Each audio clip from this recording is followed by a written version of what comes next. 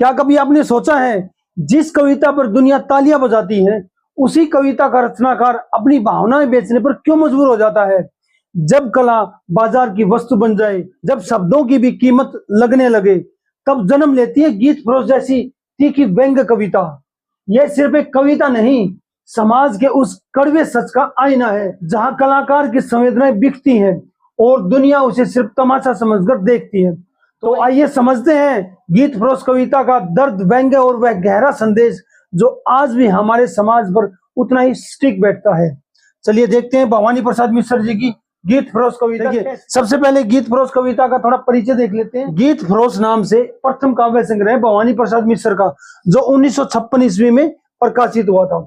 यह संकलन से पहले यह कविता 1951 में प्रतीक पत्रिका में प्रकाशित हुई थी। गीत फरोश संग्रह में कुल 68 कविताएं हैं, जिसमें पहली कविता शब्दों के महल और अंतिम कविता गीत फरोश में अधिकांश कविता, देखो भवानी प्रसाद मिश्र की अधिकांश कविताएं प्रकृति सौंदर्य पर आधारित है, जैसे सतपुड़ा के जंगल, सन्नाटा, घर की याद, नर्मदा के चित्तर, मेघदूत, आषाढ़, सावन आदि कविताएं। स्वयं कवि के शब्दों में गीत फरोश शीर्षक हंसाने वाली कविता मैंने बड़ी तकलीफ में लिखी थी। मैं पैसों को कोई महत्व नहीं देता था, लेकिन पैसा बीच बीच में अपना महत्व स्वयं प्रतिष्ठित कर लेता है।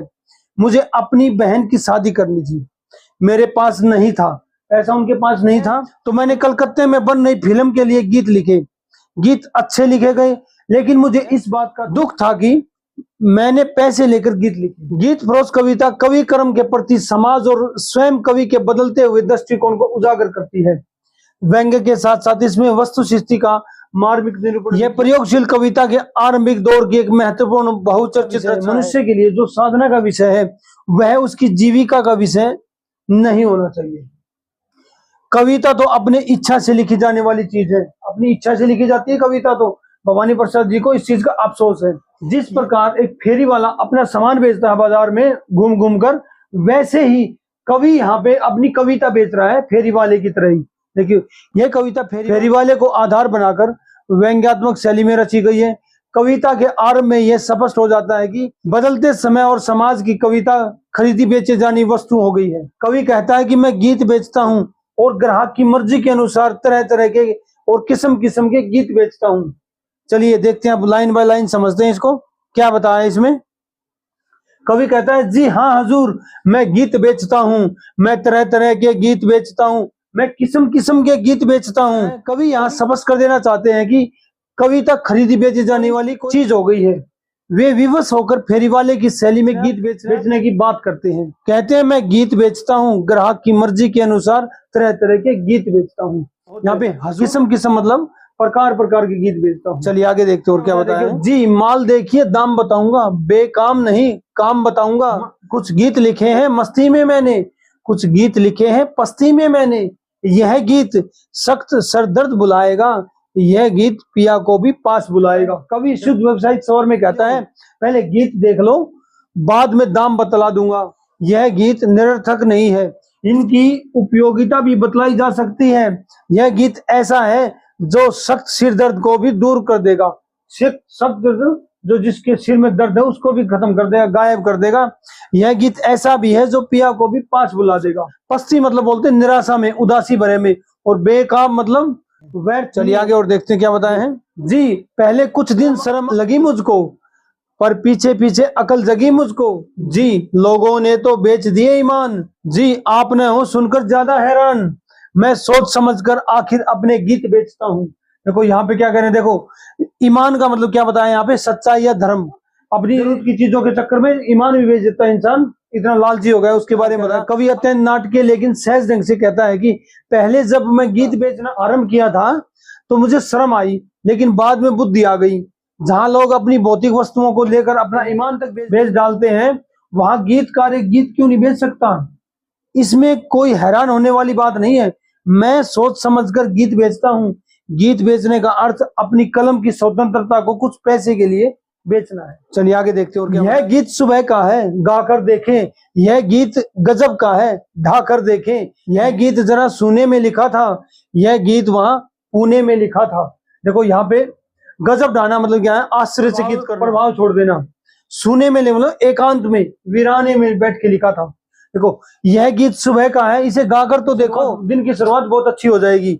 इसके द्वारा आप गजब ढाकर देख सकते हैं, ये गजब ढा देगा ये गीत। कवि कहते हैं कि यह गीत मैंने सूनेपन में लिखा था, एकांत में वीरान में बैठ के लिखा था। दूसरा गीत मैंने पुणे में लिखा था। चलिए आगे देखते हैं और क्या बताएं। यह गीत पहाड़ी पर चढ़ जाता है, यह गीत बढ़ाए से बढ़ जाता है, यह गीत भूख और प्यास भगाता है जी, यह मसान में भूख जगाता है। आगे कवि क्या कह रहे हैं उसको समझते। पहले देखिए मसान मतलब यहाँ पे किसको बोला है, शमशान में जैसे भूत है उसमें भी भूख जगा देता है, उसके बारे में बताइए। देखिए कवि यहाँ व्यंग्यात्मक स्वर में कहता है कि यह गीत ऐसा है कि पहाड़ पर चढ़ जाता है, गीत सुनते सुनते हम पहाड़ पर भी चढ़ जाते हैं, इतना जोश भर देता है। और दूसरा गीत ऐसा है जिसे जितना बढ़ाना चाहे उतना ही बढ़ सकता है। यह गीत ऐसा भी है जो भूख प्यास से दूर कर देता है, भूख को भी बुला देता है। दूसरा क्या है, यह मसान में भूख जगाता है। मसान मतलब जो शमशान में मुर्दा पड़ा है उसमें भी जान लागे, उसके भी भूख जगा देता है सुनने की। चलिए आगे देखते हैं और क्या बताए हैं। यह गीत बुवाली की है हवा हजूर, यह गीत तपेदिक की दवा है हजूर जी, और गीत भी है दिखलाता हूँ जी, सुनना चाहे आप तो गाता हूँ। देखो यहाँ कवि और क्या कह रहे हैं, देखो पहले इसके वर्ड मीनिंग देखो। बुवाली मतलब एक उत्तराखंड का एक पहाड़ी स्थान है जो तपेदिक के इलाज के लिए प्रसिद्ध। तपेदिक मतलब टीबी की बीमारी। यह गीत ऐसा है जो बुवाली नामक तपेदिक की हवा के जैसे असरदार है। एक अन्य गीत तपेदिक की दवा के समान है। इस प्रकार मैं सीधे साधे और अटपटे लगाने वाले सभी गीत बेचता हूँ। मैं सीधे साधे भी और अटपटे भी गीत बेचता हूँ। यह गीत ऐसा है मैं इसको दिखला भी सकता हूँ और गा के भी सुना सकता हूँ। चलिए आगे देखते हैं और क्या बताए हैं जी। छंद और बेछंद पसंद करें जी, अमर गीत और वे तो तुरंत मरे। तो अमर गीत और वे जो तुरंत मरे, ना बुरा मानने की इसमें क्या बात, मैं पास रखे हूं कलम दवात, इसमें से भाई नहीं लिख दूं। समझौतावादी दृष्टिकोण से बोल रहे हैं। भाई मतलब पसंद आना, इसमें से भाई नहीं मतलब भाई का मतलब पसंद नहीं आए तो मैं नहीं लिख देता हूँ। कवि अपने व्यवसाय को चलाने के लिए समझौतावादी दृष्टिकोण को अपनाते हुए और सभी मांगों को पूर्ण करने के तत्पर रहते हैं। जब कस्टमर आता है तो जो ग्राहक होता है उसी के अनुसार तो सामान देना पड़ता है। तो यहाँ कवि भी कर रहा है, यदि ये समझ नहीं आए तो और लिख देता हूँ, मैं गा के सुना देता हूँ। वही कह रहे हैं जैसे सामान बेचने वाला होता है ऐसे ही। देखो आगे क्या बोल रहे, इसमें छंद और बिना छंद वाले हर प्रकार के गीत हैं। ऐसे गीत भी हैं जो अमर हैं, जो हमेशा अमर हो गए हुए गीत भी हैं। ऐसे गीत हैं जिनका प्रभाव तुरंत समाप्त हो जाता है, तुरंत मर भी गए हैं उनकी बात हो रही है। मेरे पास कलम और दवात भी है, यदि ये गीत अच्छे न लगे तो मैं दूसरा गीत भी लिख देता हूँ। चलिए आगे और देखते क्या बताएं। इन दिनों की डोरा है कवि धंधा, है दोनों चीज व्यस्त कमल कंधा, कुछ घंटे लिखने के कुछ फेरी के जी, दाम नहीं लूंगा इस देरी के, मैं नए पुराने सभी तरह के गीत बेचता हूँ। देखो दोहरा मतलब यहाँ पे डबल की बात है। कंधा व्यस्त होना मतलब फेरी लगाने को कंधे पर रखकर घूमना, जैसे कंधे पर बोझा रख के घूमता है ना, गली गली घूमता रहता है, सामान ले लो मेरा सामान। आजकल के कवि सिर्फ धंधा चला रहे हैं, कलम से गीत लिखते हैं और फेरी वाले की तरह कंधे पर रखकर बेचते हैं। कुछ समय गीत को लिखने में चला जाता है तो कुछ उसे बेचने के लिए जाता है, लेकिन बेचने में लगी देरी के दाम आपसे वसूल नहीं करूंगा, मैं नए और पुराने सभी तरह के गीत बेचता हूँ। यहाँ कवि कह रहा है नए पुराने सभी तरह के बेचता हूँ, और कंधे पे जैसे फेरी वाला घूमता है उसी प्रकार आजकल के कवि क्या कर रहे हैं, कंधे पर रखकर गली गली घूमते रहते हैं बेचने के लिए। चलिए उसकी बात करिए, चलिए आगे देखते और क्या बताएं जी। गीत जन्म का लिखूं मरण का लिखूं जी, गीत जीत का लिखूं शरण का लिखूं, यह गीत रेशमी है यह खादी का, यह गीत पित्त का है यह बादी का। देखो यहाँ पे देखो पित्त और बादी का मतलब क्या है, आयुर्वेदिक के अनुसार शरीर के दोष बताए हैं उसके बारे में बात हुई है। जैसे कवि कहते हैं कि मैं जन्म और मरण दोनों अवसरों के गीत लिखे हैं मैंने जन्म के भी लिखे हैं और मरने के, जो जन्मोत्सव पर जो गाए जाते हैं गीत वो भी गाए हैं, और जो मरण पर गाए जाते हैं वो भी गीत लिखे हैं मैंने। कभी मैंने विजय गीत भी लिखे हैं तो कभी शरण गीत भी लिखे हैं। कोई गीत रेशम का है तो कोई खादी का भी है। देखो रेशम का जैसे कोमल होता है वैसा भी लिखा है, खादी का या गांधीवादी विचारधारा से प्रेरित होकर भी गीत लिखे हैं।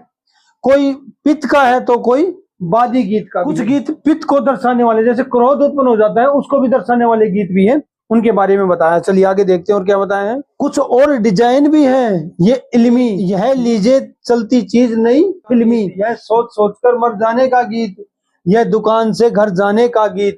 देखो इल्मी मतलब यहाँ पे यह बताया है। कुछ गीत ऐसे भी है जो ज्ञानवर्धक है, शिक्षाप्रद है, कुछ फिल्मी भी है, कुछ व्यवस्था मतलब मजबूरी के गीत भी है। और देखो यहाँ क्या बोल रहा है, यह दुकान से घर जाने का गीत भी है। उनके पास जब दिन भर काम करके जब घर लौटते हैं तो कुछ उसका मनोरंजन करने के लिए उस तरह के गीत भी हैं जो थकान को भी उतार देते हैं। तो इन पंक्तियों में क्या कह रहा है कवि, गीतों के डिजाइन कवि की व्यवस्था और विडंबना को उभारते हैं। मेरे कुछ गीत नए डिजाइन के भी हैं, इसमें इलम वाला भी है और फिल्म वाला गीत भी है, इसमें सोच सोच कर मर जाने वाला गीत भी है, और व्यवसायियों के लिए दुकान से घर तक जाने में लगने समय के व्यतीत करने वाला गीत भी है। जी नहीं दिल लगी कि इसमें क्या बात, मैं लिखता ही तो रहता हूँ दिन रात, तो तरह तरह के बन जाते हैं गीत, जी रूट रूट कर मन जाते हैं गीत। देखो यहाँ पे दिल लगी किसी का मजाक या हंसी की बात हुई है। यहाँ कवि ने वस्तु सृष्टि को गंभीरता की ओर संकेत किया है। मेरी बातें आपको दिल लगी लगती होंगी, लेकिन इसमें कोई हंसी की बात नहीं है। मैं तो दिन और रात लिखता रहता हूँ, इसलिए तरह तरह के गीतों की रचना हो जाती है। मेरे गीत रूठे हुए भी लगते हैं, लेकिन मैं उन्हें मना लेता हूँ। कई बार मेरे गीत रूठ भी जाते हैं मुझसे, पर उनको मैं मना भी लेता हूँ। चलिए आगे देखते हैं और क्या। जी बहुत ढेर लग गया हटाता हूँ, ग्राहक की मर्जी अच्छा जाता हूँ, मैं बिल्कुल अंतिम और दिखाता हूँ। या भीतर जाकर पूछाइए आप, है गीत बेचना वैसे बिल्कुल पाप, क्या करूं मगर लाचार हार कर। देखो अब क्या कर रहे हैं, प्रस्तुत पंक्तियों में कवि कह रहे हैं, कवि की लाचारी व्यवस्था के संकेत मिलते हैं। ये सारे गीत जो दिखलाए गए हैं उनका ढेर लग गया है, ग्राहक की मर्जी है, यदि ग्राहक नहीं खरीदता तो मैं हटा देता हूँ, एक अंतिम गीत दिखलाता हूँ, फिर कैसा गीत चाहिए इसके लिए आप अपने घर जाकर सोचिए। यह सत्य है कि गीत बेचना पाप है। कवि कह रहा है यदि इनमें से पसंद नहीं आए तो मैं इनको हटा देता हूँ, तो आप घर जाके सोचिए, फिर मुझे बता देना, मैं उसी तरह का गीत लिख दूंगा, आपके लिए तैयार कर दूंगा। पर कवि यहाँ कह रहा है, लेकिन यह सत्य है कि गीत बेचना पाप है, लेकिन मैं मजबूर हूँ, अतः जिंदगी ने लाचार होकर गीत बेच रहा हूँ, मैं जिंदगी से लाचार होकर गीत बेच रहा हूँ। यहाँ पे कवि क्या हो गया है, लाचार हो गया, बेबस हो गया, क्योंकि उसको पैसे की तंगी आ गई है, इसलिए वो गीत बेचने पर मजबूर है। तो भवानी प्रसाद मिश्र जी की गीत फरोश कविता में बहुत सारी चीजें बता गई हैं, आज की समाज की सच्चाई दिखा दी है। आज के लिए इतना ही, मिलते हैं अगली वीडियो में। धन्यवाद।